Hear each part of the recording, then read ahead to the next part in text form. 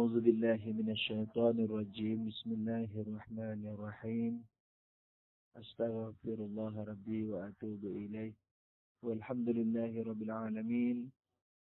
ثم الصلاة والسلام على أشرف الأنبياء والمرسلين حبيبنا وحبيب رب العالمين أبي القاسم محمد اللهم صل على محمد وعلى آله الطيبين الطاهرين المعصومين المنتجبين.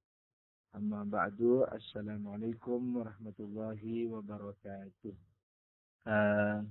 Alhamdulillah pada kesempatan kali ini kita dapat meneruskan pelajaran kita yang ke-19, yakni logika ke-19. Pada pelajaran kali ini kita akan membahas pahaman dan ekstensi. Walaupun sebenarnya sering disinggung sebelum ini, tapi kali ini kita akan memasuki pelajaran tersebut secara seksama insyaallah ta'ala. Pahaman dan ekstensi. Sebagaimana namanya, pahaman jelas dapat mudah dipahami bahwa pahaman adalah keberadaan dalam akal.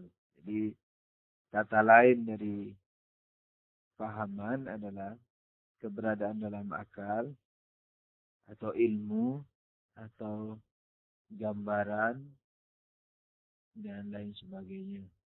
Nah, sedangkan ekstensi itu adalah keberadaan di luar pahaman. Jadi kalau kita lihat secara lebih bersifat logika, pahaman adalah keberadaan dalam akal yang diambil dari luar akal. Yang diambil dari keberadaan luar akal. Sedangkan ekstensi adalah keberadaan luar akal yang darinya diambil suatu pahaman. Atau yang kepadanya bisa diterapkan suatu pahaman. Seperti api. Api memiliki dua keberadaan. Api di luar akal, api di dalam akal. Api di luar akal itu disebut ekstensi, keberadaan luar, kepadanya bisa diterapkan suatu pahaman api yang ada dalam akal.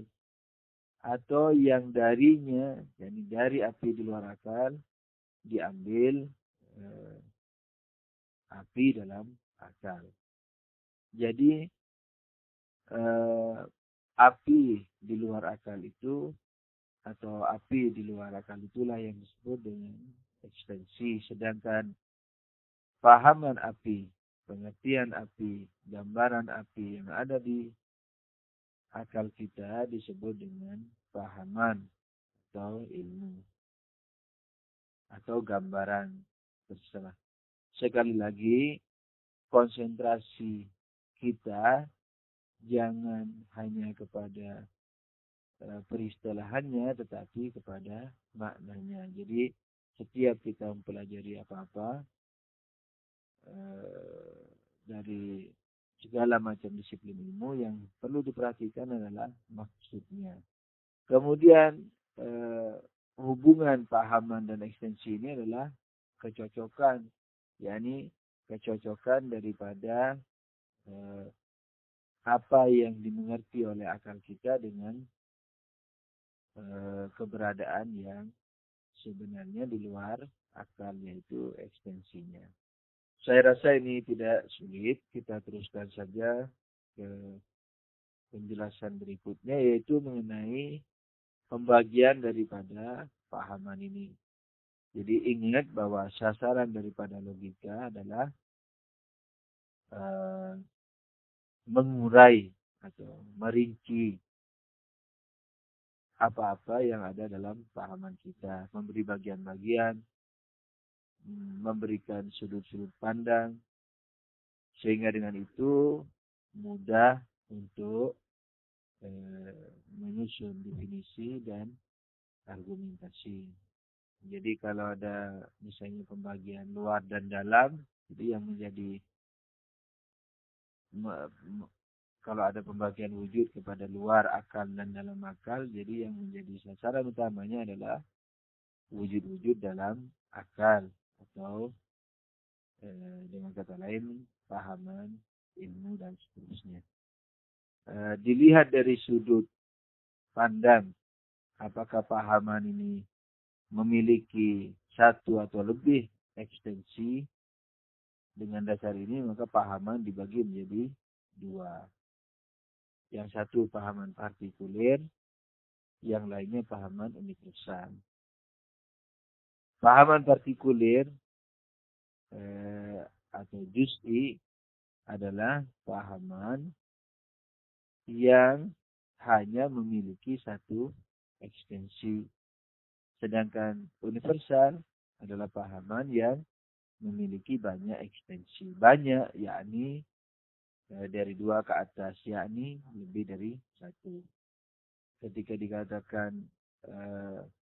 universal adalah pahaman yang memiliki banyak ekstensi, yakni 2, 3, dan seterusnya.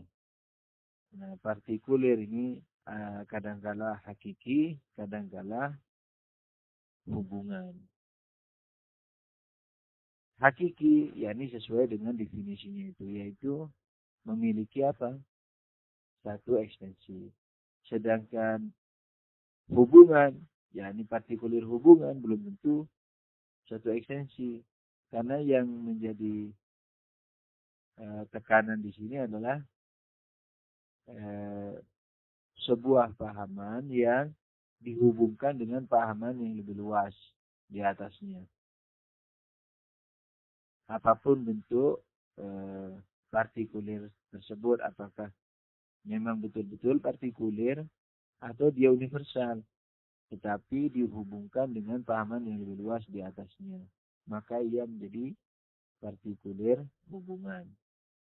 Nah, partikuler hubungan ini lebih cenderung kepada makna kata, bukan makna istilah logika, yakni lebih cenderung bermakna partikel gitu, bagian. Contohnya misalnya Ahmad atau manusia. Ahmad memang partikuler hakiki karena yang kita maksud Ahmad yakni Ahmad anak tetangga sebelah rumah itu ya, bukan Ahmad secara umum. Kalau nama Ahmad secara umum itu masih universal. Karena banyak orang memiliki nama Ahmad. Jadi ekstensinya masih banyak di luar. Tapi Ahmad anak sebelah itu partikuler. Nah, Ahmad ini memang dia partikuler hakiki. Tapi bisa juga menjadi partikuler hubungan. Manakala dihubungkan dengan pahaman yang lebih luas di atasnya, misalnya manusia. Karena manusia lebih luas dari Ahmad. Ahmad adalah manusia, tidak semua manusia Ahmad. Kemudian manusia sendiri, jelas dia sendiri adalah apa? Universal, karena memiliki banyak ekstensi. Ada Ahmad, ada Hasan, dan seterusnya di luar akal.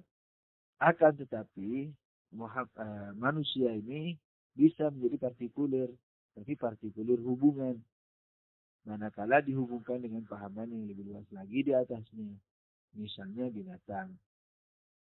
Karena semua binatang, semua manusia adalah binatang, tapi tidak semua binatang adalah manusia. Jadi binatang lebih luas dari pahaman manusia.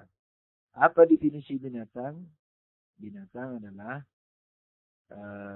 benda berkembang, perasa, bergerak dengan kehendak. Nah, manusia juga benda berkembang, perasa, yakni kalau tubuh sakit, dan seterusnya. Kemudian bergerak dengan kehendak dan juga rasional. Tapi kalau manusia hanya, kalau binatang hanya berhenti pada bergerak dengan kehendak. Benda berkembang, manusia termasuk benda berkembang, dari kecil ke besar. terasa, dicubit sakit, bergerak dengan kehendak, tidak seperti pohon. Bergeraknya tidak dengan kehendak, ditiup angin dan seterusnya. Kalau pohon. Kemudian kalau binatang bergerak dengan kehendak. Nah, ini cocok untuk manusia juga. Sekalipun manusia masih memiliki kriteria lain yang disebut dengan rasional. Nah, dengan demikian maka manusia bisa menjadi partikulir hubungan. Ini dihubungkan dengan yang lebih luas di atasnya. Sebagaimana saya katakan tadi, dia lebih cenderung kepada makna kata, yaitu partikel. Oke. Sedangkan pahaman universal itu dibagi juga kepada dua, universal sama dan universal beda. Universal sama, yakni ekstensi-ekstensinya itu sama.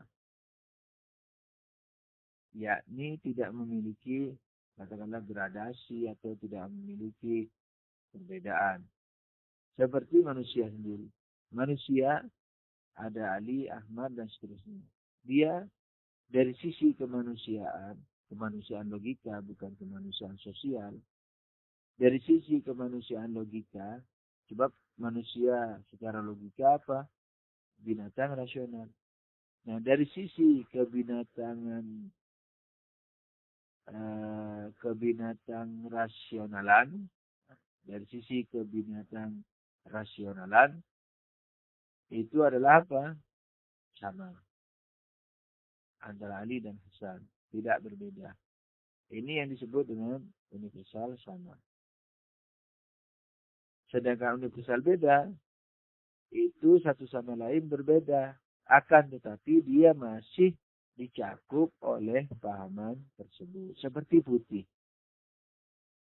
Putih atau yang putih atau benda putih. Itu memiliki perbedaan dalam ekstensinya. Putihnya kapur tidak sama dengan putihnya manusia. Tidak sama dengan putih tulang, tidak sama dengan putihnya air, dan seterusnya. Sekalipun sama-sama putih. Sudah tentu putih kapas atau putih kapur, misalnya kapas yang satu dengan kapas yang lain mungkin sama. Tapi kebetulan di tempat lain juga ada putih, tapi tidak seperti putih kapas. Yakni putihnya air, putihnya kapur, dan seterusnya. Dalam pada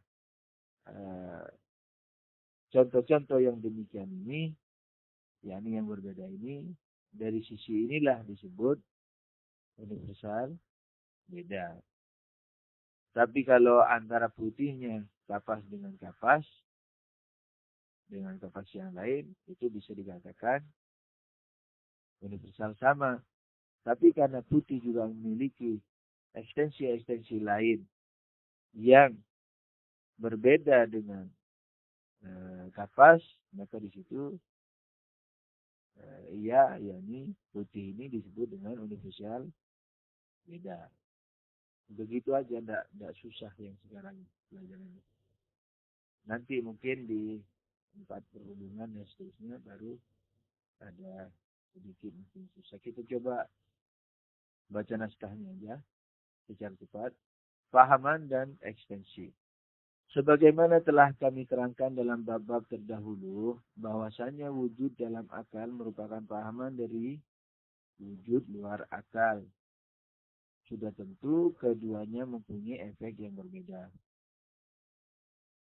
Jadi luar akal memiliki efek berbeda, dalam akal juga begitu.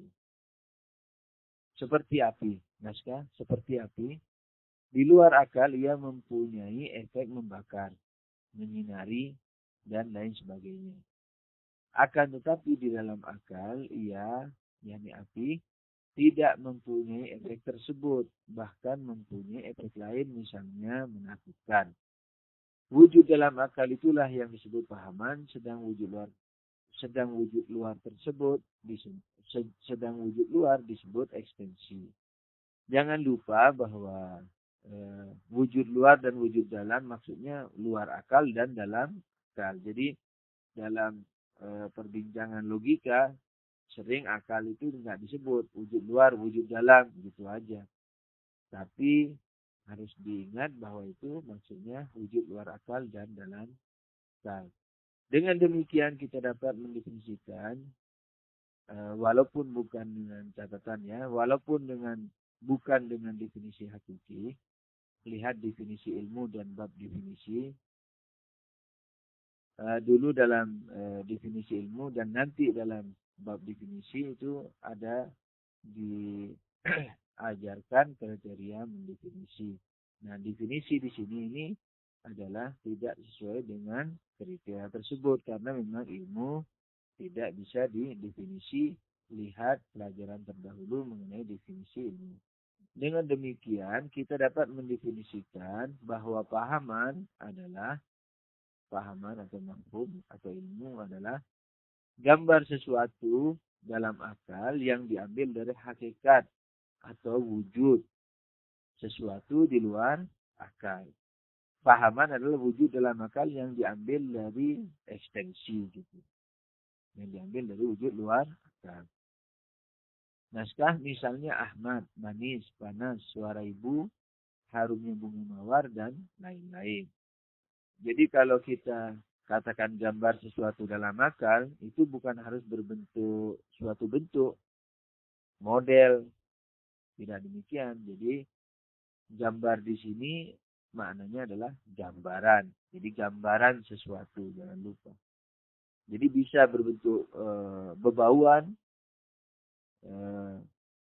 rasa seperti panas, manis, atau suara. Jadi tidak mesti berupa gambar dalam artian bentuk. Ya, gambar ini sebagaimana telah dikatakan tadi lebih cenderung bermakna gambaran. Naskah, sedangkan ekstensi atau misdak, kalau pahaman dalam bahasa Arabnya disebut mafhum. Sedangkan ekstensi sebagai, yakni definisinya, sebagai hakikat atau wujud sesuatu yang kepadanya pahaman bisa diterapkan. Atau hakikat sesuatu yang darinya diambil suatu pahaman. Misalnya Ahmad, manis, panas, suara ibu, harumnya bunga, dan lain-lain. Sama contohnya. Pahaman. Contohnya juga Ahmad, manis, panas, suara ibu, harumnya bunga mawar, dan lain-lain. Ekstensi juga contohnya Ahmad, manis, panas, suara ibu, harumnya bunga, dan lain-lain. Kenapa contohnya sama? Sebab di sini saya ingin memberikan tambahan pengertian bahwa Ahmad pada dua kriteria di sini berbeda. Jadi Ahmad yang di atas, yakni yang pahaman ada dalam akal. Jadi Ahmad yang kita pahami dalam akal atau harumnya bunga. Sedangkan yang kedua yang ekstensi Ahmad dan harumnya bunga yang ada di luar akal. Hubungan pahaman dan ekstensi. Hubungan pahaman dan ekstensi adalah kecocokan pahaman itu sendiri dengan ekstensinya. Misalnya manusia sebagai pahaman berarti binatang rasional. Sedangkan hakikat sesuatu yang kepadanya bisa diterapkan pengertian manusia atau binatang rasional merupakan ekstensinya. Misalnya Ahmad, Ali, Ja'far, dan lain sebagainya. Jadi ya pahaman manusia adalah binatang rasional. Ekstensi manusia, binatang rasional ini bisa diterapkan kepada ekstensinya. Seperti Ahmad, Ali, dan seterusnya.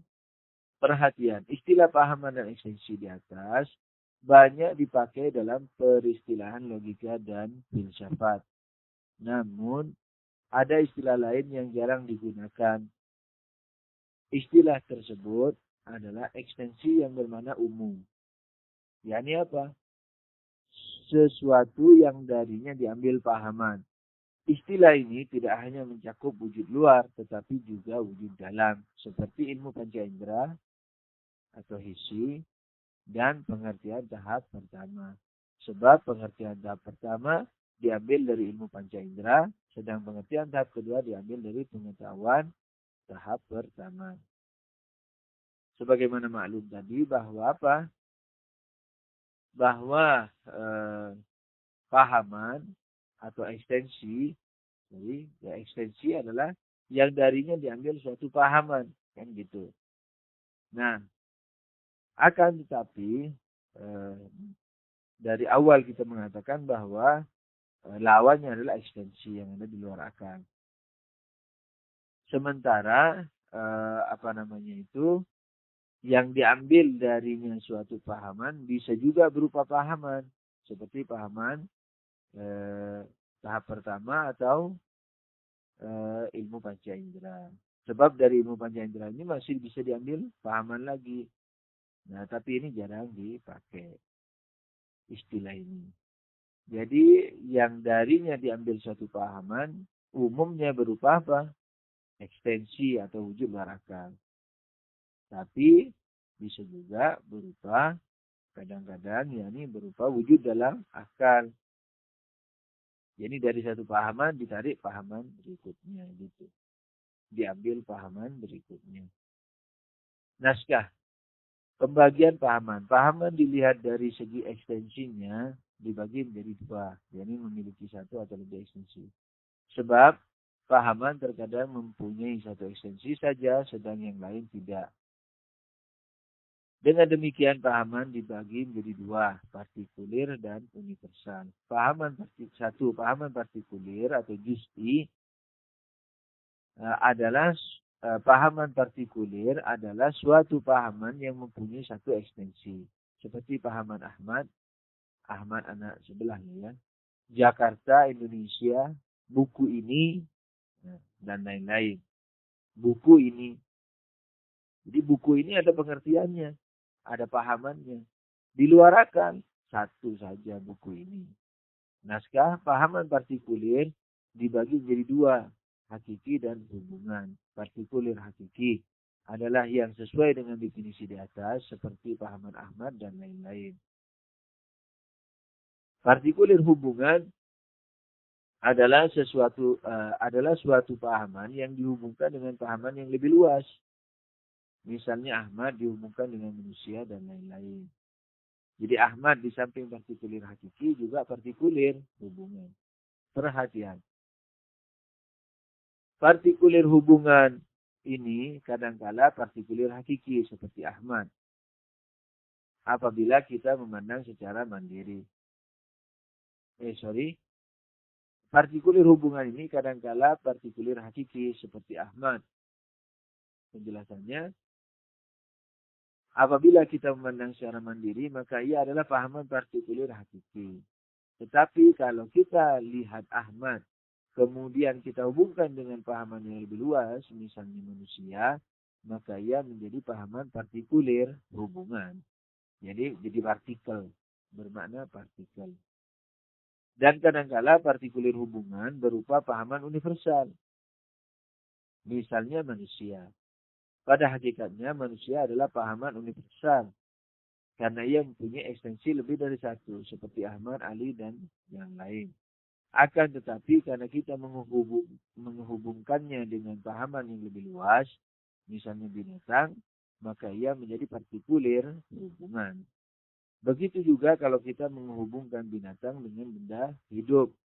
Benda hidup dengan benda. Dan seterusnya. Maka pahaman-pahaman universal tersebut menjadi pahaman partikulir hubungan. Jadi menjadi bermakna partikel. Di sini ada manusia, kemudian binatang, di atasnya lagi apa? Benda hidup, benda berkembang misalnya, atau benda itu sendiri. Di atas manusia ada binatang. Sebab tidak semua binatang manusia, tapi semua manusia binatang. Di atas binatang ada benda berkembang. Sebab tidak semua benda berkembang binatang, tapi semua benda berkembang binatang. Sebab selain binatang, benda berkembang masih ada lagi, yakni pepohonan. Di atas benda berkembang ada benda, karena benda di samping berkembang ada yang tidak berkembang seperti batu, gitu. Pahaman universal. Yang kedua, pahaman universal. Pahaman universal adalah suatu pahaman yang mempunyai banyak atau lebih dari satu ekstensi.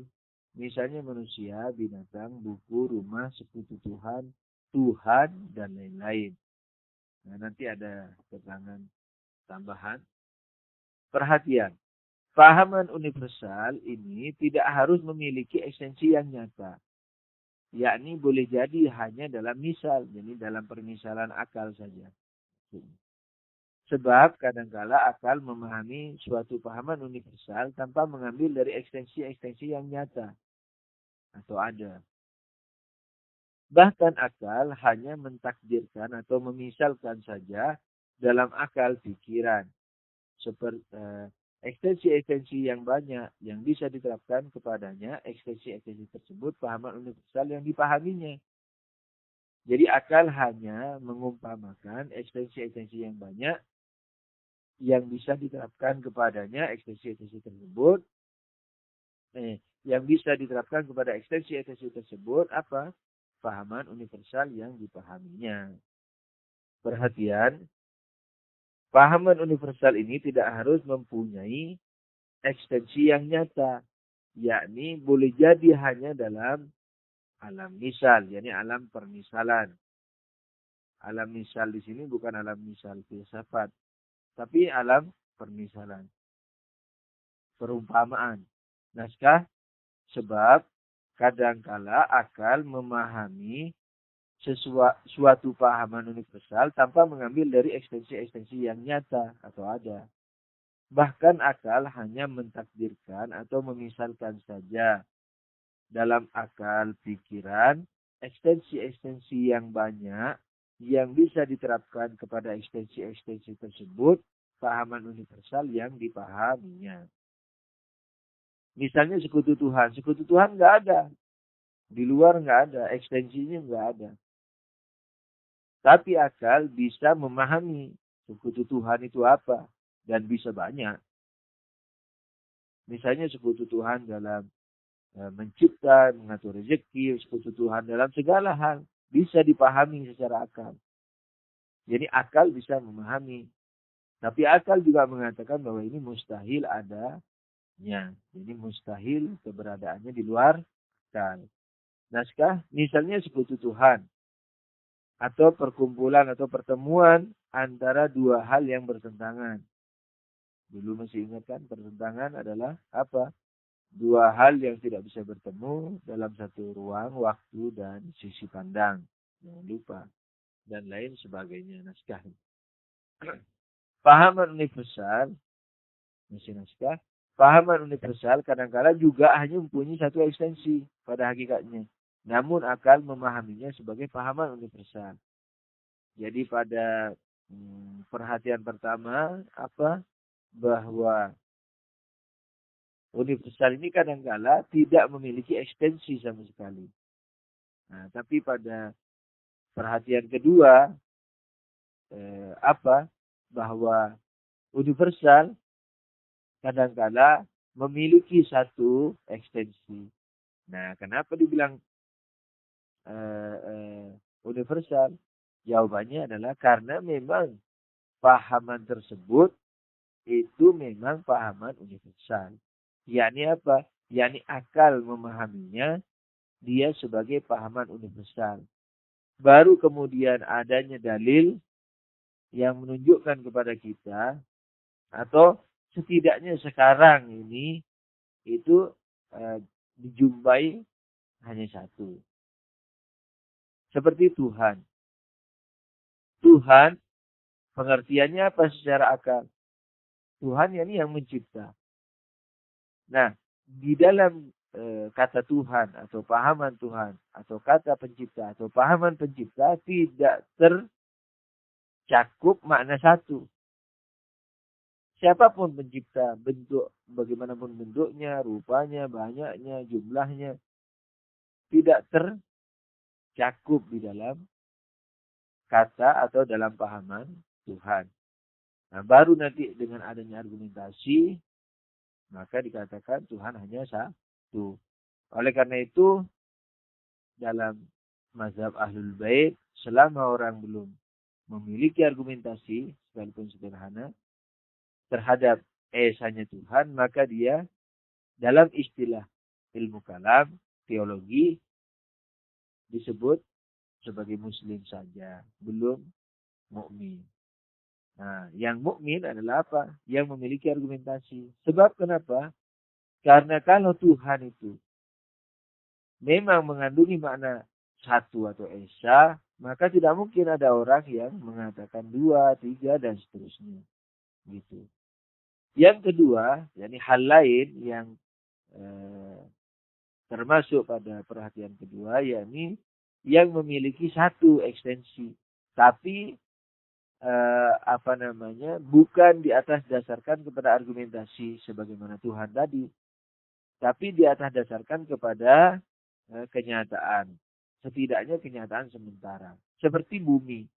Bumi tidak tercakup di dalamnya artian atau pengertian satu. Tapi untuk sementara ini, setidaknya untuk sementara ini, bumi yang kita lihat hanya satu. Kita belum punya bukti ada bumi lain di angkasa sana. Nah, tapi pengertian bumi apa? Bumi tidak mengandungi makna satu. Tidak sama dengan Indonesia, Ahmad, buku ini, Gunung Semeru. Nah, itu memiliki di dalam kata-kata tersebut memiliki artian satu. Tapi bumi enggak memiliki artian satu. Gitu. Ini perhatian kedua. Oke, naskah. Pahaman universal kadangkala juga hanya mempunyai satu ekstensi pada hakikatnya. Namun akal memahaminya sebagai pahaman universal. Dalam hal ini, akal tidak melakukan kesalahan. Dan pahaman universal itu pun tidak rusak. yakni tidak rusak kemudian menjadi partikuler. Naskah misalnya pahaman tentang Tuhan atau pencipta. Tuhan atau pencipta mempunyai pengertian universal, yaitu sesuatu yang menciptakan alam ini maksudnya. Apapun bentuknya dan berapapun jumlahnya. Maka dari itu, untuk mengatakan bahwa Tuhan itu satu, memerlukan argumen. Dan seandainya tidak memerlukan argumen, maka tidak akan ada orang yang mengatakan bahwa Tuhan itu dua, tiga, dan seterusnya. Sebagaimana yang kita dengar dari pengakuan-pengakuan mereka itu. Tapi ingat bahwa masih ada lagi satu perhatian. Yang kedua ini, cabang keduanya, yaitu yang yang tidak di atas dasarkan kepada argumentasi, tetapi kepada kenyataan setidaknya untuk sementara, seperti bumi, gitu. Naskah. Pahaman universal dibagi menjadi dua bagian, universal sama dan universal beda. Satu, universal sama atau mutasawi atau mutawati dalam bahasa Arab. Adalah pahaman universal yang ekstensinya satu sama lain sama. Misalnya manusia. Penjelasannya sudah tadi bahwa manusia adalah binatang rasional. Dilihat dari kebinatang rasionalan, satu sama lain sama. Tingkatan rasionalnya, misalnya dalam artian kecerdasan, mungkin beda. Tinggi tubuhnya beda, warna kulitnya beda. Tapi dilihat dari binatang rasional, sama. Apa rasional? Rasional yakni bisa menyimpulkan kesimpulan universal. Sudah, gitu aja. Dua, universal beda. Atau tafawud. Atau musyakik, lebih umum musyakik disebut. Adalah pahaman universal yang ekstensi-ekstensinya satu sama lain berbeda. Misalnya benda putih, wujud, dan lain-lain. Benda putih itu apa? Memiliki perbedaan. Putih kapur, kapas, air, putih kulit orang, manusia, kulit manusia, lain-lain. Berbeda. yakni antara putih kapur, putih kapas, putihnya air, dan putihnya manusia atau putih tulang itu memiliki perbedaan. Putihnya kertas juga.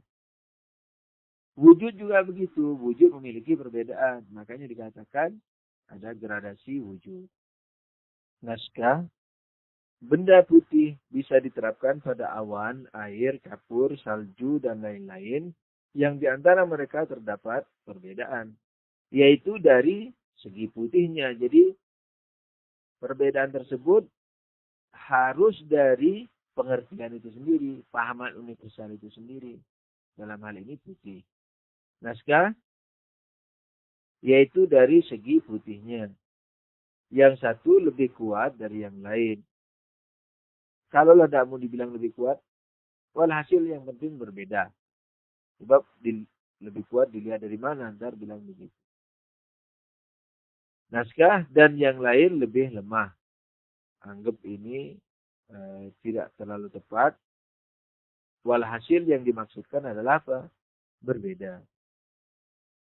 Naskah berbeda dengan manusia yang tidak bisa salah satu ekstensinya dikatakan lebih baik, kuat, lemah kemanusiaannya atau kebinatangan rasionalannya atau kebinatang rasionalannya. Dan kalau terdapat perbedaan, maka perbedaan tersebut terdapat di luar kemanusiaannya. Kemanusiaan bukan sosial ya, kemanusiaan logika. Semacam tinggi rendahnya, pandai tidaknya, sabar tidaknya, dan lain-lain. Perhatikan diagram di bawah ini, berikut ini. Pahaman bercabang menjadi dua, partikulir dan universal. Partikulir bercabang menjadi dua, hakiki dan hubungan. Universal bercabang menjadi dua, beda dan sama. Sampai di sini dahulu perjumpaan kita pada logika yang ke-19 ini. Semoga dapat memberikan tambahan informasi untuk teman-teman. Dan semoga Allah mengampuni kesalahannya serta menunjukkan kepada kita kalau ada kesalahan dan memberikan kekuatan juga untuk meninggalkannya. Dan kalau memang ada kebenarannya dan memang benar, mudah-mudahan Tuhan meneguhkan dalam hati kita dan memberikan kekuatan untuk melaksanakannya. Begitu juga dalam ilmu-ilmu yang lainnya. Demi kesucian, demi kebesaran Allah Subhanahu wa taala dan kesucian Rasulullah dan ahli baitnya. Salawatullahi alaihim ajma'in. Amin ya rabbal alamin. Wabillahi taufiq wal hidayah. Wassalamualaikum warahmatullahi wabarakatuh.